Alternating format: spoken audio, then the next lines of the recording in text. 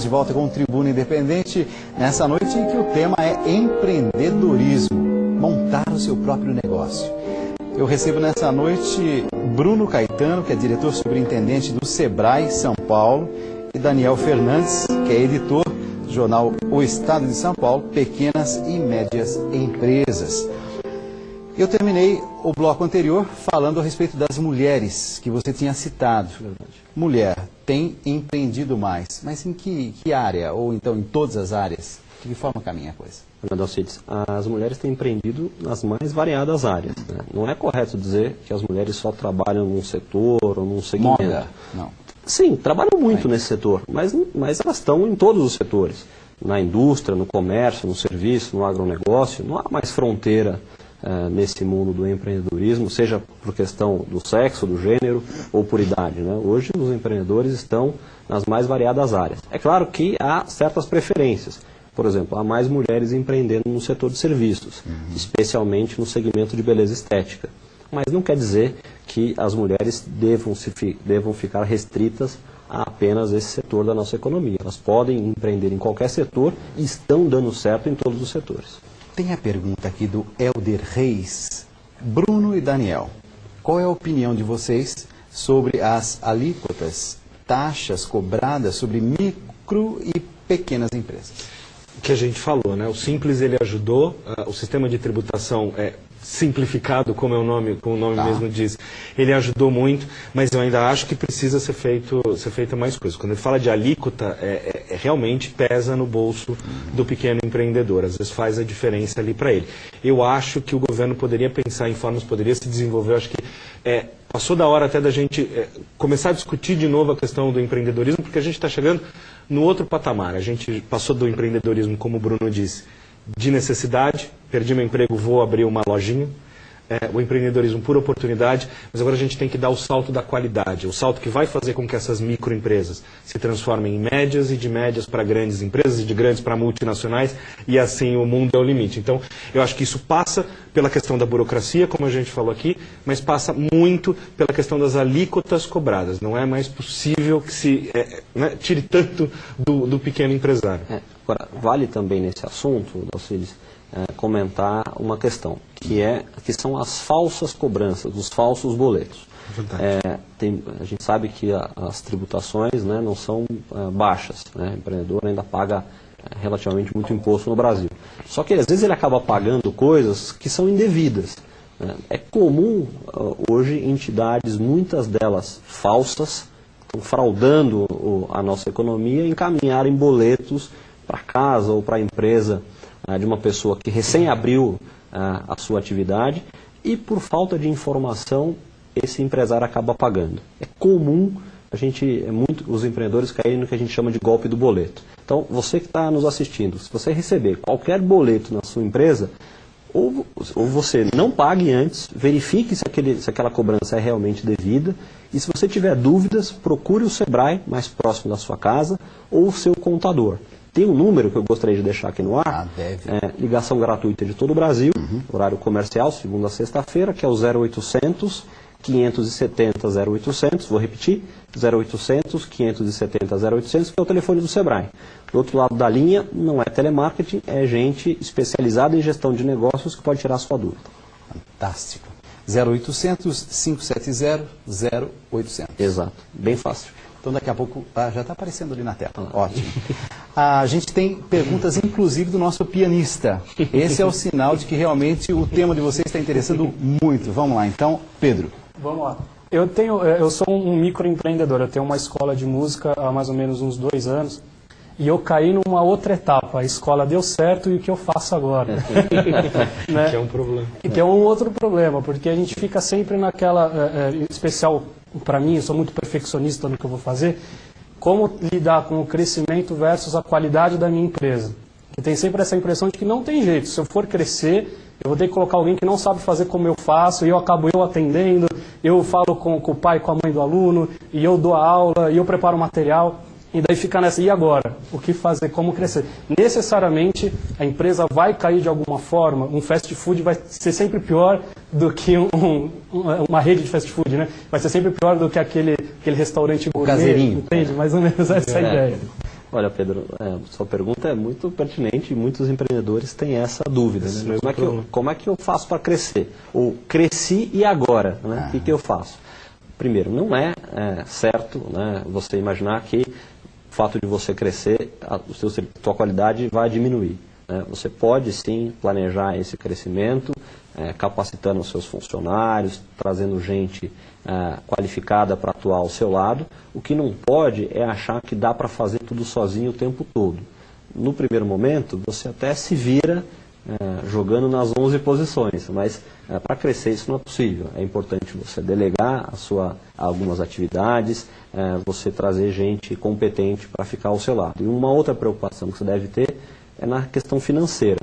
Quando você fizer a expansão da sua empresa, o teu fluxo de caixa vai mudar, você precisa checar se os investimentos que você vai ter que fazer cabem no seu bolso, se você for precisar de crédito, é preciso levar em conta as taxas de juros que você vai pagar nesse seu financiamento, enfim, fazer um estudo bem completo para você ter a expansão da sua atividade. Mas vale a pena, né? Crescer é sempre muito bom se você faz de maneira planejada. Crescer não é o problema, né? Crescer, você tem que aprender a confiar. Não adianta, você vai formar uma equipe, você tem que formar uma equipe e tem que ser muito bom na hora de formar essa equipe.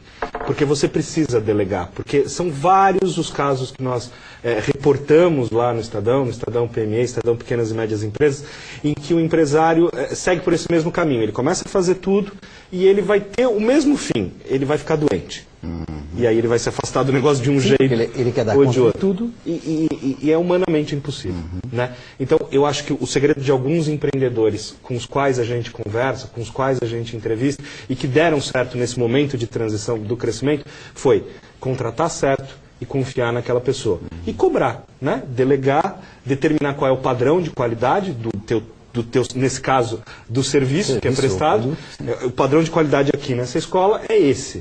E a pessoa tem que executar aquela tarefa e ser cobrada por aquilo e também ser elogiada. É o tal do merecimento, como um técnico aí de futebol costuma falar. Nem vou falar o time, né, para não entrar melhor em não. polêmica. Nós dois somos São Paulinos. Eu já estou orgulho, sabendo, né? 2 São Paulinos nessa noite. Daqui a pouco a gente vai falar, inclusive, de futebol com o William Lopes, que já está aqui com a gente. Vamos lá. Mais perguntas. Mais perguntas dos nossos telespectadores. Você ainda participa com a gente, ainda dá tempo, tribuna@redevida.com.br. Mande a sua pergunta, como fez o Rodrigo de São Paulo. Daniel, conheço o Estadão PME do site do Estado de São Paulo e também já li o caderno na versão impressa do jornal. Sei também que há um programa na rádio.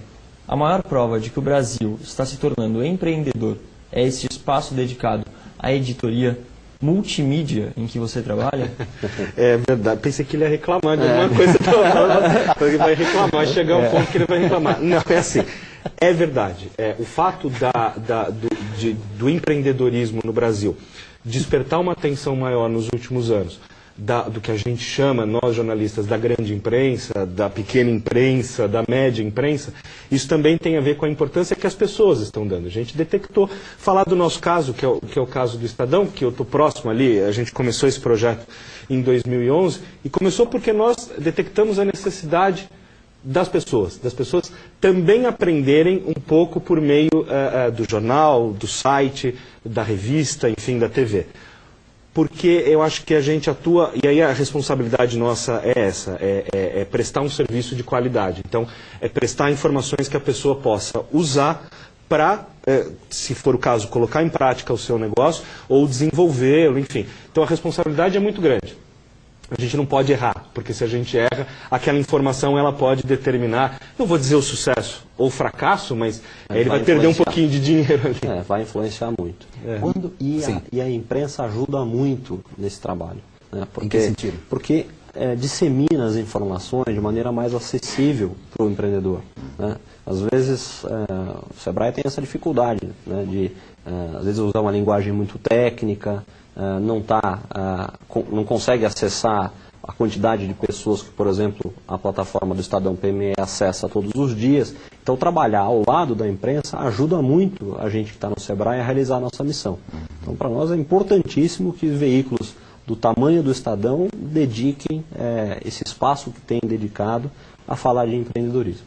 É traduzir. A gente tem que traduzir, sabe? É isso de falar o linguagem plano de negócios, o que acessível. é, como é traduzir. Sabe aquelas coisas assim, 10 mandamentos para empreender, 5 coisas que quebram a tua empresa. São coisas assim que fixa na cabeça das pessoas e ajuda as pessoas a não errar. Eu estava esperando voltar à palavra plano de negócio, porque o Rafael Costa, de Campos, no Rio de Janeiro, ele diz assim, fala para eles falarem um pouquinho mais sobre plano de negócio. De que forma eu faço um plano de negócio que eu possa considerá-lo viável? Você vai começar a empresa, né? Vamos supor que esse seja o caso, você vai começar a empresa. Então, O Rafael vai começar a empresa. Vai começar a empresa. Então eu quero vender brigadeiro, para usar um tema que a gente falou aqui. Que era a minha ideia 10 anos Que é a sua atrás. ideia há 10 anos que deixou passar, perdeu o bonde. Existe mercado onde eu atuo? Então é a minha cidade, o meu bairro, ali eu consigo vender quanto? Para quantas pessoas? Com quanto dinheiro eu vou começar? E Bruno, você pode me corrigir se eu estiver errado, mas a gente vê muita coisa, né? Eu tenho dinheiro? Quanto eu tenho de dinheiro? Para suportar quanto tempo do meu negócio? Eu preciso de investimento para comprar máquina? O ponto é alugado? Não é. Essa é uma parte. A outra parte é identificar mesmo pontos de crescimento. E identificar quais são os seus pontos vulneráveis também. Isso é uma coisa importante, né? Porque muitas vezes a pessoa enxerga uma baita oportunidade, mas ela não enxerga que também há uma concorrência que pode chegar por trás e que pode roubar o mercado dela, quando roubar o mercado. Então é isso, é olhar você para dentro e olhar para fora. Sempre de olho na oportunidade para o consumidor, o que o consumidor quer, né? Mas esse caminho dá para fazer sozinho ou precisa de ajuda de alguém? Tem gente que consegue fazer sozinho, Isso. né? Tem gente que consegue enxergar todas essas questões que o Daniel comentou aqui e planeja sozinho. Inclusive, o Sebrae tem material didático muito sobre isso. Mas tem gente que não sabe fazer sozinho. E não é demérito nenhum não saber fazer sozinho. E se você não souber fazer sozinho, você pode procurar o Sebrae. O Sebrae tem aberto em todo o Brasil, nós temos escritórios no Brasil todo, em todas as capitais, em várias grandes cidades, mas hoje não precisa nem sair da sua empresa ou da sua casa para acessar o Sebrae. Você pode ligar para o 0800, que eu já mencionei aqui, o 0800 570 0800, ou acessar o nosso site, que é o sebrae.com.br. Nesse site, Dalcides, tem mais de 40 cursos online, de graça, e o empreendedor pode aprender a fazer fluxo de caixa, plano de negócio, gestão de marketing, gestão de pessoas, sem sair da sua empresa, no seu computador, no computador da sua comunidade, e se preparar melhor e, portanto, tem mais chance de dar certo. O Ezequiel, de Rondonópolis, no Mato Grosso, ele quer saber quanto significa em porcentagem a carga tributária no Brasil para empresas. Bom, a carga tributária em geral está na casa aí dos 39%, 40%, e na semana que passou nós concluímos a arrecadação de 1 trilhão de reais de impostos e chegamos 2 dias antes do que no ano anterior, o que mostra que o apetite do leão em 2013 está sendo maior Voraz. do que o de 2012. Né? Então, uma carga tributária altíssima.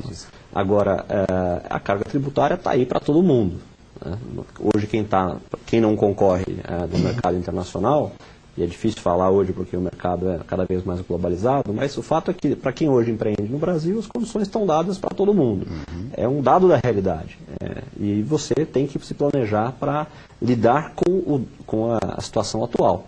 Né? Todo mundo que abre uma empresa hoje vai ter que pagar essa carga tributária.